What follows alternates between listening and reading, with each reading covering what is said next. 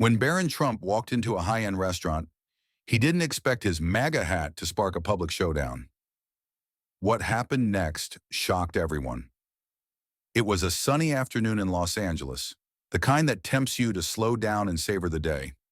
Barron Trump, now in his late teens, had just wrapped up a quiet morning of reading and decided to treat himself to lunch. He chose La Terrace, a renowned restaurant known for its blend of sophistication and exclusivity, the kind of place where every table seems to hold a story. Celebrities, CEOs, influencers.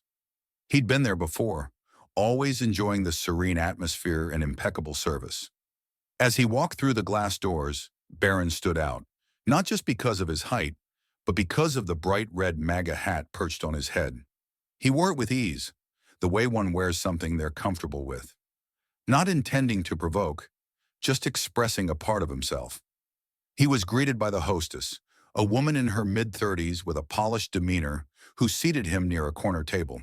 The restaurant wasn't crowded. A few diners sipped their wine, exchanging muted conversations. Barron opened the menu, his expression calm as he scanned for his favorite dish. He didn't notice the glances at first, a man at the next table nudging his partner, a couple of waitstaff whispering near the bar. But then the manager emerged, a man in his mid-40s, sharp suit, sharp voice. He walked briskly to Barron's table, his face tight with determination. "Excuse me," he said, loud enough to draw attention. "We have a policy against political apparel here. I'm going to have to ask you to remove the hat." Barron looked up, surprised but not rattled. He removed his earbuds and placed them on the table. "I wasn't aware of any policy like that," he replied calmly, his voice steady, respectful, firm. "It's written in our code of conduct," the manager insisted, gesturing vaguely toward the entrance. "We want this to be a neutral space for all guests." Barron tilted his head slightly, weighing his options. He glanced around. Some diners were pretending not to listen. Others openly stared. "I'm not trying to cause any trouble," he said, keeping his tone neutral. "I'm just here for lunch." The manager's stance stiffened. "You need to take the hat off, or I'll have to ask you to leave." A pause. Barron's expression remained unreadable. Then with a slight nod, he pushed his chair back and stood. "If that's how you feel," he said evenly, "then I'll leave." The room fell into an awkward hush as Barron picked up his belongings. His untouched glass of water remained on the table. Without another word, he walked out of the restaurant. The door closed softly behind him, but the tension inside lingered, thick as smoke. Outside, Barron paused for a moment, letting the warm California breeze brush against his face.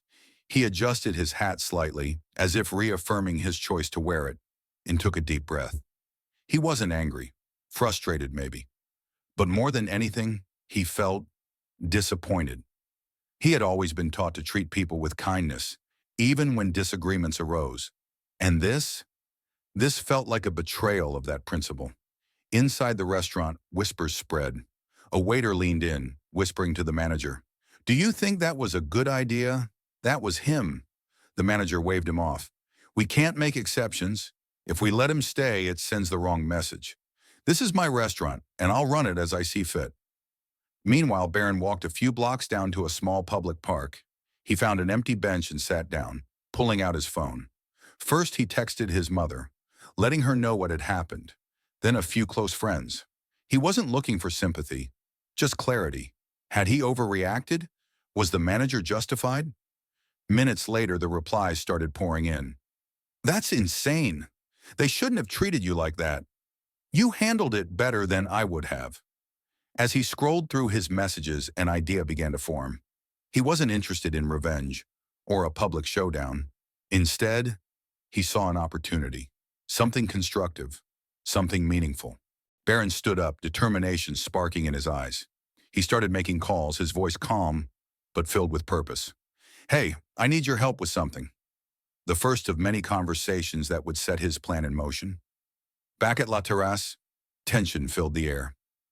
Word of what had happened was spreading, fast.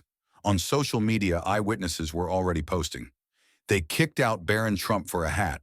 One post read, accompanied by a blurry photo of the incident. Freedom of expression? Guess not at La Terrace. The manager, scrolling through his phone at the bar, felt a knot form in his stomach. The comments were piling up, and not all of them were supportive. He muttered under his breath, "Let them talk." But deep down, he knew this was spiraling out of control. By the time Barron returned home, the incident had already made waves online. Local influencers picked up the story. News outlets reported on it. But Barron, he wasn't interested in fueling drama or deepening divisions. Instead, sitting at his desk, he started jotting down notes in a small, leather-bound notebook. He thought about the silent judgments, the curious stares. What could he do to encourage dialogue instead of conflict? Then, almost out of nowhere, the idea clicked. A public fundraiser. Not just any fundraiser, though. One with a message. One that focused on unity, understanding, and creating safe spaces for open conversation. Barron picked up his phone. "Hi, this is Barron Trump. I need some advice on organizing a charity event. Yes, it's urgent. Can we meet tomorrow?" The response? A surprised pause. Then, "Of course." And just like that, the wheels were in motion. The next morning outside La Terrasse, the quiet street transformed. Trucks unloaded equipment, volunteers set up tables, banners, a small stage. And at the center of it all, Barron Trump, overseeing every detail. Above the stage, a bold banner read, "United we stand, building bridges, not walls." This wasn't just about raising money. It was about bringing people together. And as the event grew, something unexpected happened. The manager of La Terrasse stepped outside. He watched the crowd, the energy, the unity. Then hesitantly, he walked toward Barron. The two stood face to face. And then, the manager extended his hand. "I'd like to talk." "Barron," he smiled. "Of course." Because in the end, this wasn't about a hat. It was about something much bigger. And that's the real story.